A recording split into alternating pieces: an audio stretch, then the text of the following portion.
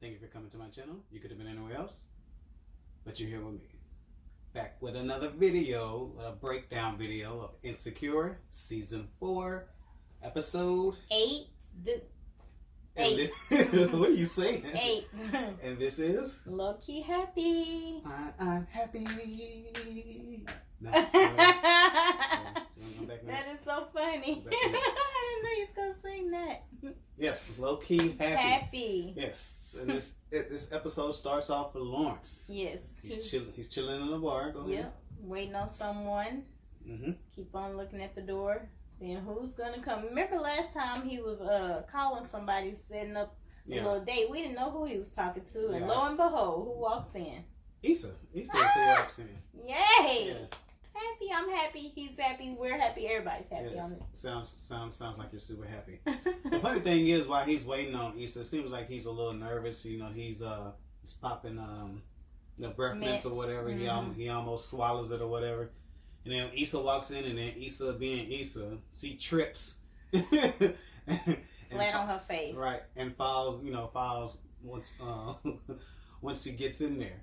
So that's the beginning of the date. Yep. But that's Issa being Issa. Yep. Yeah. So they're at the bar. She finally makes it to the bar when she picks herself off the floor, and they're discussing like, "Hey, how you doing? How you doing?" Da da da da. Having casual conversation. She's like, "So you wanted to talk to me about something?" And then the music gets really loud, and they can't talk. Right. Then these people come and they I guess trying to order something at the bar, and they bump. Well, the song, what was the song? It was that song you like. My man, great, cause they gotta be great. That song. Yeah.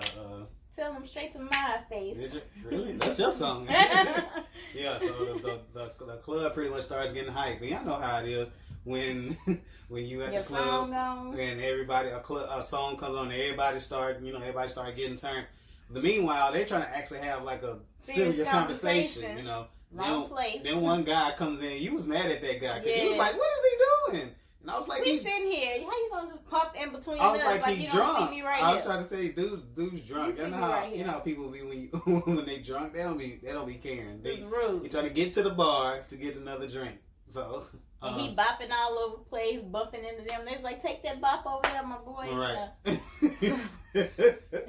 So I think they come to the realization that if they This want is not the best space. if they want to continue to have this conversation, this ain't what it is. So they decide to go ahead and dip out to another spot. Yeah. And then They go to the Uber. They call an Uber. She's like, "Okay, you got I think he got like the exclusive Uber or something." Yeah, he does. Yeah, so she's like, "Okay, you done upgraded, got the big boy Uber and stuff," and the lady in there talking to him. And, Right. And Issa had already said before, she's like, "I want a quiet ride. I don't want like a talkative ride." Right. That's because she's awkward, so she don't want to deal without that conversation or whatever. Yeah. But of course, the Uber ride or driver that they get is super talkative, and she's asking all kinds of questions About how long they've been dating. all right, All kind of awkward questions. Is this the first date, or is they married, or whatever? And the crazy thing is, during the Uber ride, we find out, and Issa finds out that Lawrence had actually bought a ring. Yeah. So I guess you can tell by Issa's face that she's like, "What?" I think at that point though she doubts it, like she doesn't believe it, like he ain't buy no ring. Right, he just talking. Cause he was like, "Yeah, I bought a ring and everything," and she was like, "Okay, go on and propose now. The light red." And they looking at each like, other. Hurry up and propose. Why the light red? Like, yeah. Yeah. So then they get to the restaurant, and I guess it's a restaurant that they had been wanting to go to as a couple, but never they got to make it. But lo and behold, of course, Issa has already been to this restaurant. Right. And so he was trying to ask her, has she been or whatever, and she was like, kind of. Well, yeah, she really didn't She didn't really answer the disclose question. that at Yeah, first. when he asked, she was just like, like, do you want to go there? She kind of just halfway answered it. But of course, when they get to the restaurant, she ends up, letting her know that she actually has been there before. Yeah, and he was like, "We're gonna keep this night a no eggshell night." I like that. And I know you, you know me. We're gonna just talk candidly to each other, and I like that part about it. I mean, well, I think that's what we end up finding out. Yeah, but he did say. Yeah, he said no eggshells tonight, and that we know each other, so we don't. It's not. We now have to tiptoe around conversations. We don't need to trip too much, about everything. Right. So then they sit at the table. She orders for them because she's been there several times. Mm-hmm. And he asks her, like, have you been here with a date or what? So mm-hmm. she's like, yeah, but nothing serious or whatever. Yeah, so that's how they got to the no eggshells part. Yeah. Because they basically, I guess they could feel like it was kind of being like awkward about asking questions like, well, who'd you come in with and when was the last time you been here? And then that's when I think Lawrence was like, well, forget all that. We know each other. We've been around each other too long, mm-hmm, to be mm-hmm. tripping over like little small stuff like that. Or whatever. So then they get into the deep conversation. Mm-hmm. And Lawrence asked her the big why question. Well, before we get there. Okay, go ahead. No, I just want to point out that it points out like this whole, if you're paying attention to Issa, she's super anxious about trying to find out what is it that he wanted to talk to her about. Yeah, because she asked him that in the Uber ride too. So what? She asked in the Uber ride. She asked in the first little bar that they was in. Yeah. And then you could tell that's why she ordered. I think that's why she ordered the food. Yeah, she was like straight to. This is the drink. I'm gonna have this drink. This is what we ordering. Okay, let's get to the real deal, the nitty gritty. Right. So she was anxious. Yeah. So he asked her why did she do what she did with David? Why did it have to be David? Right. So that brought up a whole can of worms about how she really wasn't happy. Their relationship wasn't where it needed to be. She would avoid coming home, just ride around after work. He brought up his depression and how he was going through the whole, I don't have a job. You're getting up every day going to work. I feel like a bum, feeling bad. So he was dealing with that. So they both were dealing with issues within the relationship that they didn't talk about at that time. So now they're getting it all out. Right. So there was a breakdown. I mean, before he got to that point, he basically said that he's been thinking about them mm-hmm. and, what would have happened or what possibly could have happened. He thinks that maybe he gives up on things too easy. Yeah. And so, and that opens up to really get into, okay, so why did y'all break up? And of course, it's because, she slept with Daniel. And so he's, and just like you said, he's asking her specific questions like, why Daniel? And she's telling them, and I think this points out, or what this shows a lot is, a lot of times in relationships, I think when you're going through whatever it is you're going through, people have an issue of being able to actually communicate that, or actually being able to talk about whatever it is, mm-hmm. that they're going through. Mm-hmm. Like for Issa, she really didn't know how to express to him, like, mm-hmm. you're not showing me no attention, you're not giving me no sex. Mm-hmm. Every time I want to go somewhere, you don't want to go somewhere. Every time you want to do anything, you don't want to do anything. And you behaving this way is driving us apart. Right. And he didn't know how to tell her, and I guess I really understand it coming from a man's perspective, mm-hmm. how effed up it is when you feel like you should be at a certain point in your life and you're not there yet. And seeing her every day, waking up, going to work, was a reminder that he ain't doing ish with his life. Yeah. So he really didn't say that he was depressed, but he pretty much was depressed because he didn't have a job. He wasn't doing anything else with his life. So his way of dealing with things was probably just to be cooped up and staying in the house. Mm-hmm. And he didn't know how to communicate that. So, I think another thing from to piggyback on what you said is that mm-hmm. When you're in it, it's hard to analyze it. So since they've been apart for 3 years now, they've been able to analyze and figure out and go back and think what really went wrong, what happened at that time. And while you're in it, you don't think about it. But when you pull yourself out of it, then sometimes you can go back and look at it. Right. And so, so I think that's another thing too, I guess, allowed it to be easier for them mm-hmm. to communicate about it because they've had time to get through those feelings of, like, it's my fault, it's your fault, he should have did this or I should have did this or whatever. So that they say time heals all wounds. So I think that this is a case that it makes it easier for them to be able to to have this conversation. Yeah. Then Issa goes to the bathroom and he gets a text message mm-hmm. from Condola. This is the cases of the ex ain't today. So she trying to say, okay, I know we was gonna hook up Tuesday, but I'm free tonight if you're free tonight, and apparently he's not free. I don't think she didn't know that. Did she say hook up though? I don't think she said hook up. meet up, hook up. They were supposed to well, get that's together. the thing, because I just want you to be. I just want because words matter. So I want you to be. They wasn't gonna hook up. Right, that's what you said. No, meet up. They was gonna meet up. They was gonna meet right. up. So she was trying to change the plans and move them up a little bit because she must got something else going on Tuesday. So she was like, I'm free right now. What you doing? He was like, well, I'm a little occupied right now, but I hit you when I get done. Right. So then they go outside the restaurant, and who they run into? That's the funniest part ever. They run into your boy TSA Bay. And Lawrence being Lawrence, like, he's very confident now. He's very, he's a different man. So he asking TSA Bay, like, how y'all know each other? What's up? I think another thing is he could tell that Issa is kind of like what in the world? Like embarrassed about embarrassed about the situation. So he's just like, where y'all know each other from? And of course, he was like, and he's just candid though. That's funny. That's we used funny to get it in. We was like, dang, all this free talking, and he with a girl too. Right. And she seemed like I don't know, I guess that's not important, but she was just all on her phone the whole time. Yeah, but when he said we used to get in, she looked up. She did look up, right. She did. She heard that part. But I think that was as you like to say, the comic relief of the episode. And then it also points out, I think that's another thing, I like how, even though it was comedic, what I like about that is he was able to be adult about the situation. It wasn't any drama, because just think about it. Like, and see, that's the thing about Issa, and I think what she likes to show. She likes to show people being mature in mature situations.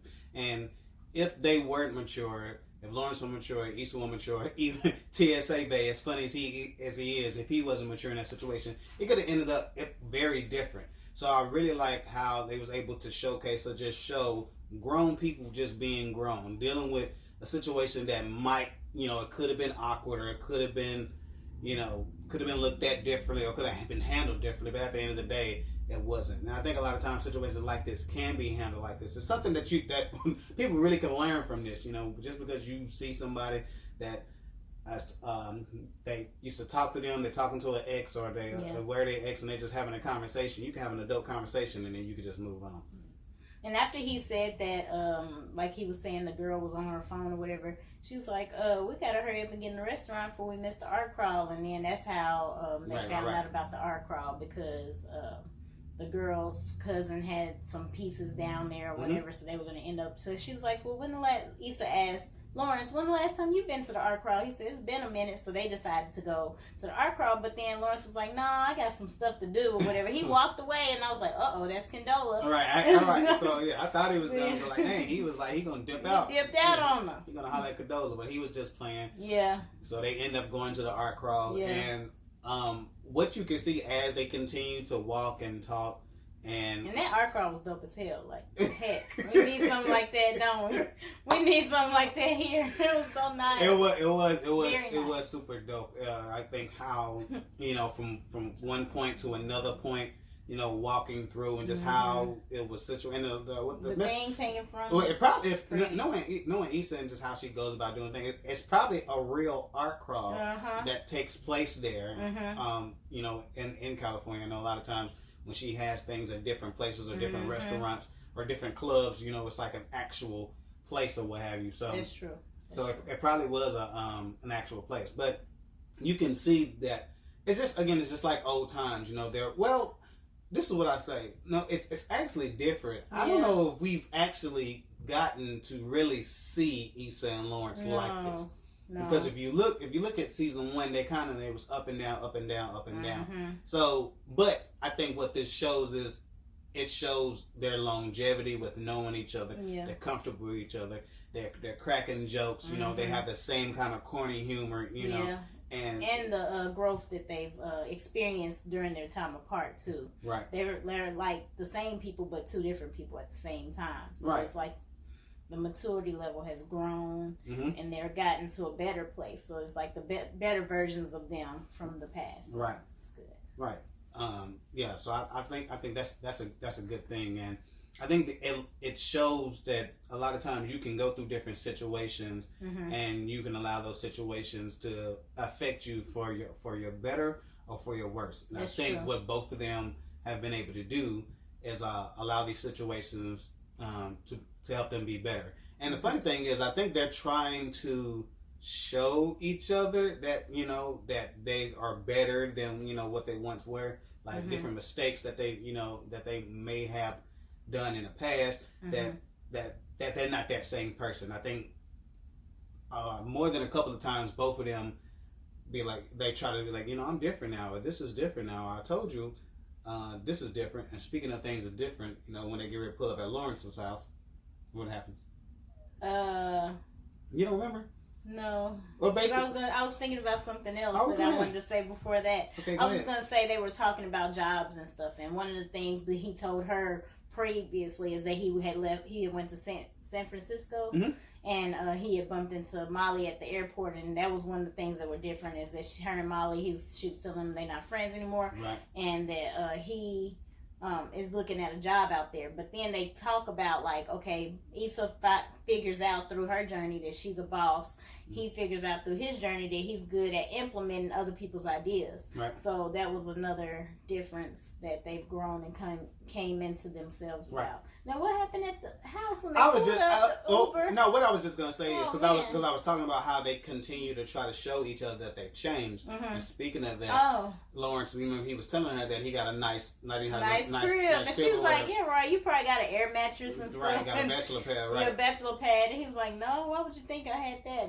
And also, they live close to each other, which we didn't know. Right. So they're in the same neighborhood. Right. So she he wanted her to go in and see his apartment. Right, so he could show her, and that's what I was talking about. The growth that he's been. Right, so that's what I'm saying, so that's what I was getting to, or what I was alluding to, that again, he's trying to show her that, hey, this is me now. Look how I'm living. You know, the house, my place is actually different. Yeah, and you know, and she was impressed. She was very impressed. So while she was impressed, she goes to the bathroom again, and then at this point, Lawrence decides to make a phone call, and he calls Condola. Yes, and he goes outside to do it. I thought that was very respectful. He didn't call her in front of her. Like, he kind of went on the balcony or the back porch or whatever, and he was telling her, you know, I'm about to wrap. Did he say I'm about to wrap up with what I got going on? So I'll hit you up in a little while, or let you know what's going on. Right. And Issa heard the conversation. I don't think she really heard the conversation. She came in the middle of it, so she was like... No, well, I think, the conversation ended, and then he came back in. And she came back in, right. So, like, she had been kind of sitting there for a little minute. Yeah. And so she already pieced together that he had the phone in his hand, that he was talking to Condola or whatever. Yeah. And, you know, and he was being honest about it. He wasn't hiding the anything. situation. Yeah, I appreciate that. And even, like, earlier, when they were walking or whatever, he was honest about it. Just saying that they've been talking and trying to, you know, he doesn't know where exactly things are going to go. So, again, I think that shows growth as well, where they're both able to communicate about these things that could be awkward, but have the words to communicate like adults and just be honest about what the situation is and what's going on. Right. And then Issa's like, well, what if I'm not ready for the night to be over? Right. And she was going to leave or whatever. Get ready to leave. And, you know, but then she, I think, takes the initiation to let Lawrence know how she feels. And I think Lawrence is a little bit more nervous, but I think he wants to, but he was like, I don't know, should we even, or whatever. And because he want to make sure everybody's okay. He's okay afterwards. She's okay afterwards. And he's like, you know, I just want to make sure everything's cool. And I think pretty much within that moment, you know, they make the decision. Yeah, because they both said they had a good time. Right. Right. Well, the thing is, you know, as the name of this episode is Lowkey Happy, he says, you know, I'm happy, you know, that this everything that happened tonight made me happy. And then she says, you make me happy. Yes. And then it was a rap then. Like. It was a rap then. Oh. So, yes. So they definitely get it in. Teardrops. Really, teardrops? Anywho, so they pretty much get it in, and then, you know, they have a conversation. They didn't get it in. They made love. Okay. This is not the get it in from TSA Beta. It's not that kind of get it in. Okay. They made love for the very first time since we've been watching Insecure. Yeah. Okay. It was the love, it's emotion, the expression, all of that. Okay. Within that moment. Okay. Go ahead. No, I mean you are really into this making love part. But yeah, so they do make love, I guess, and you're a hater. And then so the next morning, you know, they're talking, you know, about it. They're just having a little small talk, and then you know she pretty much lets herself out, and then instead of getting an Uber, she goes for a walk. She wants to walk home. Yeah, she's like, I'm proud of what I achieved last night. Yeah, I think it's, you know, she's just pretty much really it's what it is. She's just taking a walk, and she's really enjoying like the moment, maybe almost replaying everything that happened tonight and how it went, and I think she's you know, low key happy about everything that happened. You know, even like as the episode ends, she kind of has a smirk on her face, and I think she's really happy about how everything went. Yeah, and then Lawrence being his sweet self, he checked on her the next morning, was like, "Are you okay? Is everything how you feel?" So he wanted to make sure it wasn't, you know, awkward or anything for her. So they both were satisfied. Right. So maybe that's what she was thinking. Some of the things she was thinking about as well. Yeah. So that's where this episode ends. Yes. You know what I'm saying? So good episode. This was a great episode for Lawrence and Issa to kind of get some closure from the past and being able to build a bridge, so to speak, to get past things. So it'll be interesting to see where everything goes from here. Yes. And are they gonna have a relationship now? Are they gonna be part ways? Right. And that's the closure, or what? Right. What is gonna happen? What's gonna happen? So if you want to go ahead and do a favor, go ahead and hit that thumbs up. We definitely appreciate that. And if you haven't already, go ahead and hit that subscribe button. You hit that button, you definitely be in tune for when we drop new videos. Yes. And if you want to go ahead and do us a favor, leave a comment in the comment section. And what should they leave? They should say what they think is going to happen. Do they think that Issa and Lawrence is going to get together? Is she going to get together with somebody else? They're going to part ways? Is he going to go to San Francisco? What you think is going to happen? What's your predicament? I mean, your prediction. Your prediction. It could be a predicament. Yes, it could be a predicament. All right. We appreciate y'all coming out. We definitely appreciate everybody, the comments, the likes, and those that are following us up to now. And I guess we'll holler at you. Peace.